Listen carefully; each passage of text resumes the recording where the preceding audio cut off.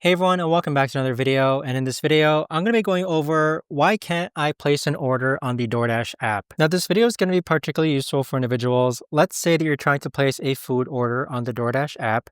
Why isn't it working? So I recently went through this issue, and so I'm going to be going over some common issues and some obvious issues that you can try to hopefully fix this.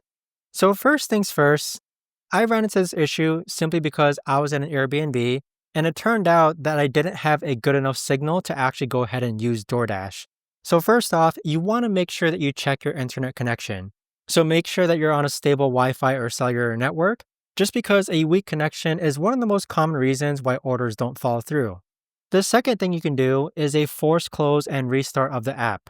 So I'm on my iPhone, and if I go ahead and swipe up and then go ahead and swipe up again, that is going to force close and restart the app.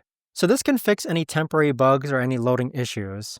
The next thing that you can do is that you could actually go ahead and update or delete and reinstall the app. So any outdated versions of DoorDash can basically make it difficult for you to go ahead and place orders. So any outdated versions of DoorDash can basically make it difficult to go ahead and place orders.